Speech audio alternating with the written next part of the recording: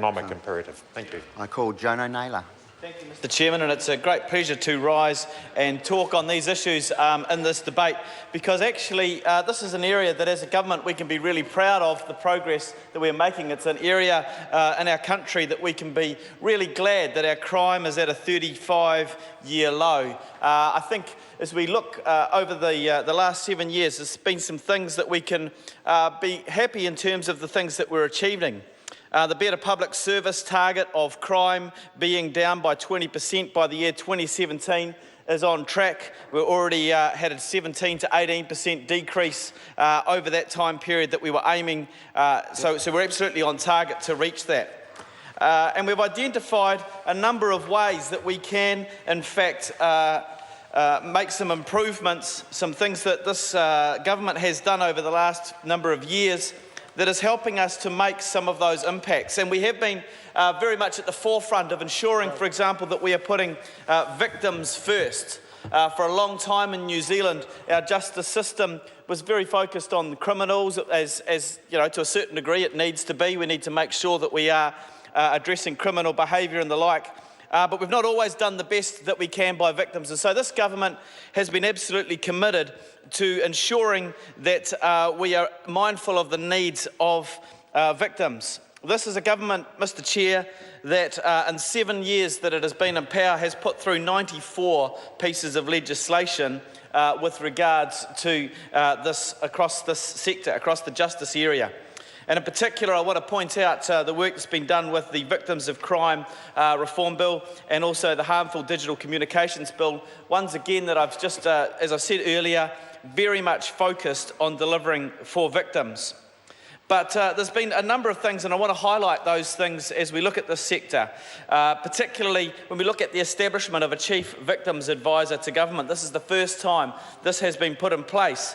And it's been advertised last month, and hoping to make an appointment by the end of this year, something that again we will ensure that, that will ensure that we're going to have victims' needs very much at the forefront of what we're doing across the sector.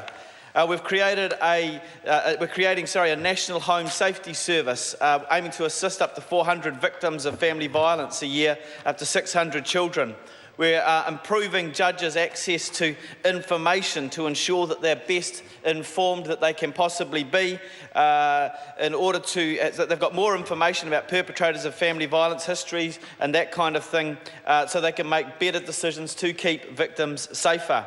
We're speeding up court cases. We're getting things going through the court system in a timely way. Again, not drawing that out, because as we know, when victims have that time frame of the justice system, when the wheels of justice move slowly, victims face the issue again of perhaps being re-victimised over and again, or having to live with that, or not being able to move on from the trauma that they've suffered. And so speeding up that court process is another important aspect to what we are doing.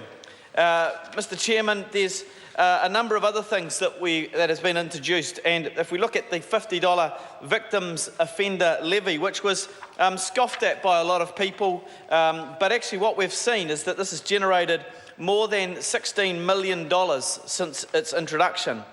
It's gone towards funding 15 at least new grants and services to provide key victim support services which were not previously available.